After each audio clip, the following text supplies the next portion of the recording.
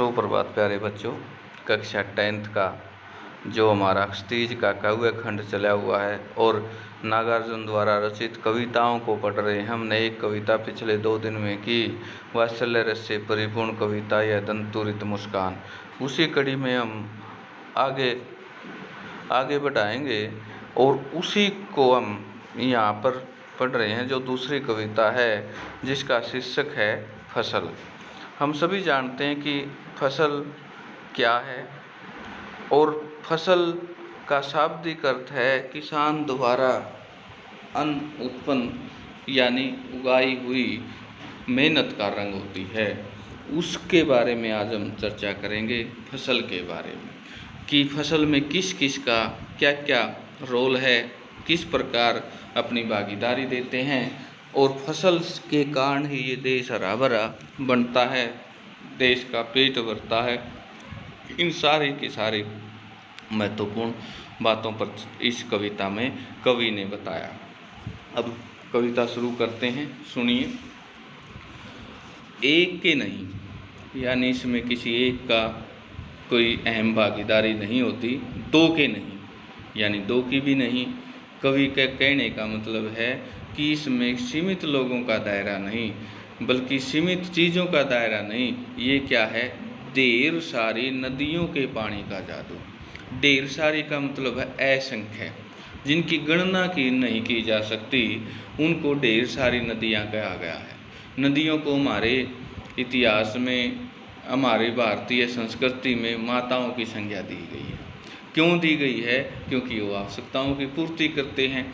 और दूसरी चीज़ ये है, प्राचीन समय में भारत के जितने भी नगर आबाद हुए, उनको किसी न किसी तरह से जुड़ाव किसी न किसी नदी से है। ये तो यहाँ पर भी वही बात है, ढेर सारी नदियों के पानी का जादू, कि ये किसका? फसल के लिए पानी महत्वपूर्ण रीढ़ है।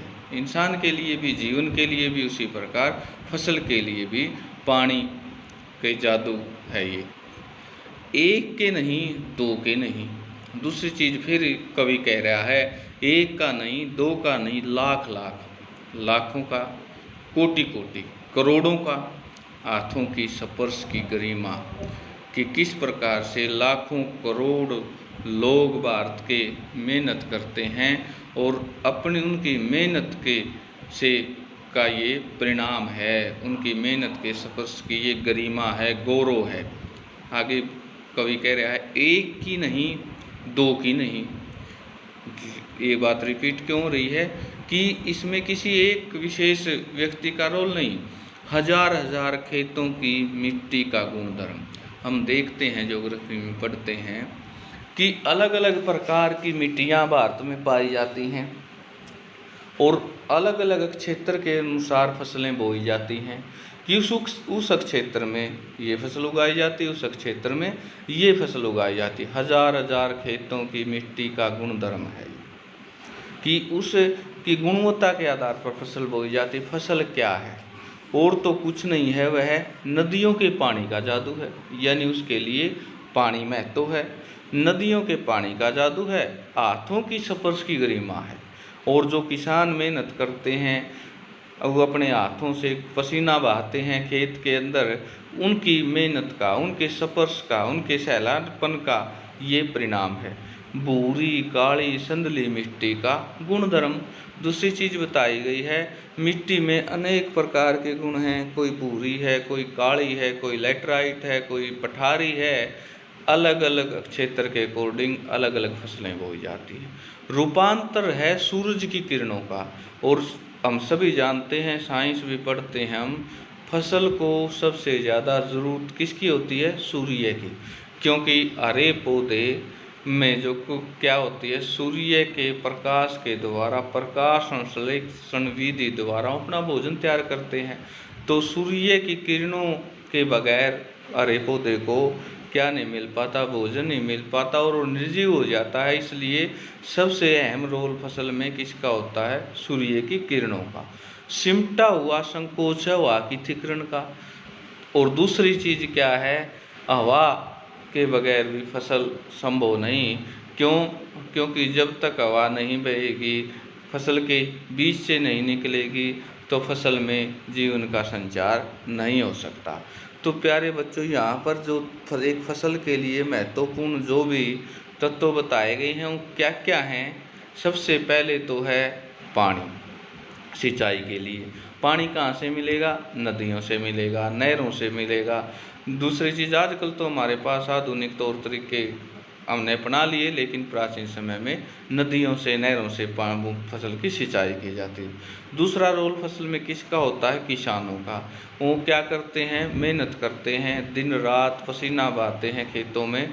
मेहनत के बगैर भी फसल नहीं हो सकती। तीसरा है मिट्टी की गुणवत्ता, कि किस टाइप की मिट्टी में किस प्रकार की फसल बोनी चाहिए, यानी उस मिट्टी के का अपना गुण, उस मृदा की टाइप कौन सी है, उसका रोल होना चाहिए।